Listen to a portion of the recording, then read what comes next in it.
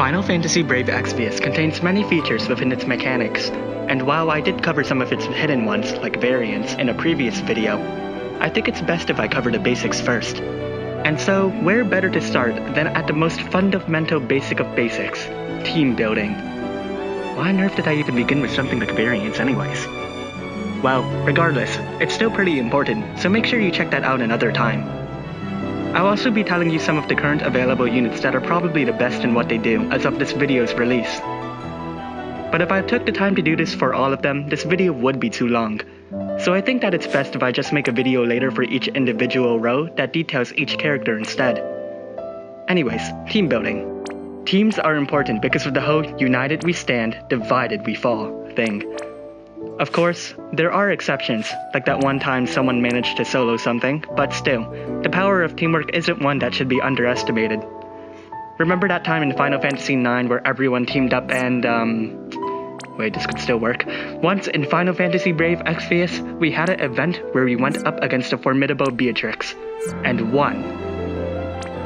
So, why did the cast of Final Fantasy IX lose to Beatrix, despite grossly outnumbering her? Well, you see what Final Fantasy IX lacks that we have in Final Fantasy Brave Exvius is a unit that serves as a tank. The tank's main role is to soak up damage dealt by the enemy in order to protect the party. Tanks are generally separated into two groups, physical tanks that can block physical attacks, and magic tanks that block, you guessed it, magic attacks. Unfortunately, it's not possible for a tank to have the ability to block both types of attacks at the same time, nor can you put two different tanks in a party and expect them to take turns blocking the correct attack.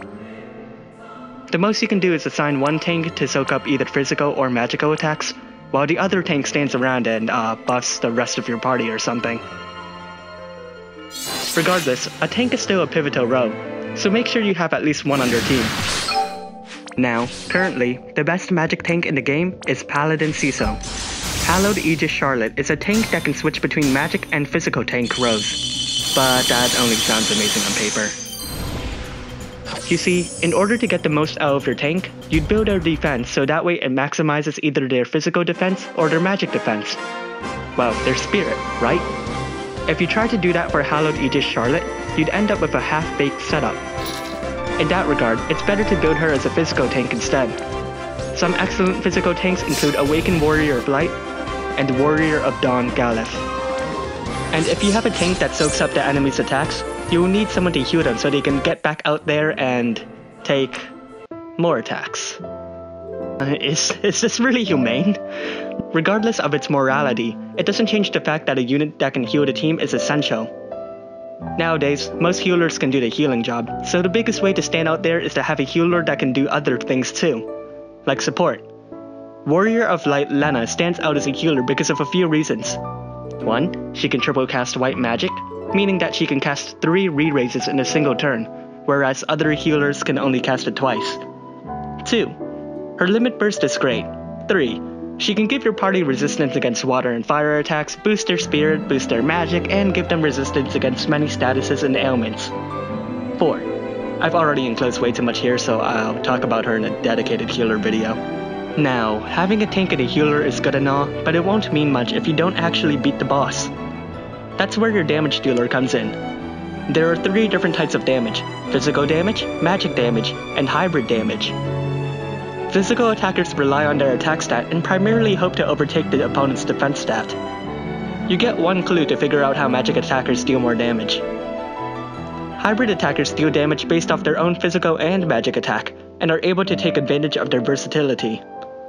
Some bosses have abilities that give them an incredible amount of resistance to physical or magic attacks for a number of turns, but hybrid damage dealers are able to bypass these barriers at a better rate. Regardless, all 3 attacker types share common features. They are affected by weapon variants. Check out my video on that important hidden mechanic. They rely on chaining to do big damage. They rely on elemental advantage and species advantage as well. Damage dealers also have one flaw. They get overshadowed really easily as better damage dealers are released, and that's something really common. But regardless, all of them remain competent in their roles. Excellent physical attackers from Final Fantasy include Edward Elric.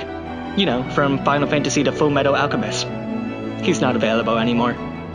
There's also Gilgamesh from Final Fantasy The War of the Visions. He's not available either. Mystical Ice Laswo is currently available, and is an excellent physical damage dealer. For magic damage, Draconian Princess Fina is a powerful mage that just happens to have the Esper Bahamut floating behind her. So is Lizard Valif, who just left with the Valkyrie Profile collaboration. Hybrid attackers haven't received a powerful new attacker since last Christmas, where most players gave Levinson their hearts and the very next day he gave them away for Christmas. That sentence made no sense. Nagi became a powerful hybrid damage dealer with her ability awakenings, and Aurora Fravia remains just as good. By the way, there are some fighters that rely on their spirit scaling to deal damage. Sangwoo and King Long are extremely powerful physical attackers, to a point that no one is really able to copy them. But what happens when you come across a boss with a ridiculously high number of stats? Well, it's not like the game lets us see them, but we can see it if we take the time to look them up on the internet, but that's really too much trouble for most players.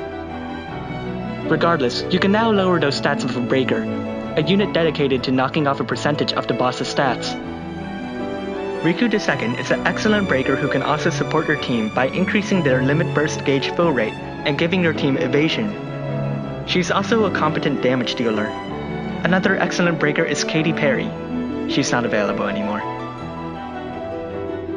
Elaphim is an excellent breaker who can also serve as a supporter, doubling your team's stats and giving them resistance against light attacks. Speaking of supporters, their role in the team is to help everyone with a multitude of buffs. Boosting elemental resistance, mitigating partial damage, buffing everyone's stats, providing shields, giving evasion, and resistance against status ailments. More often than not, a supporter's role is spread evenly throughout your team. Here's an example.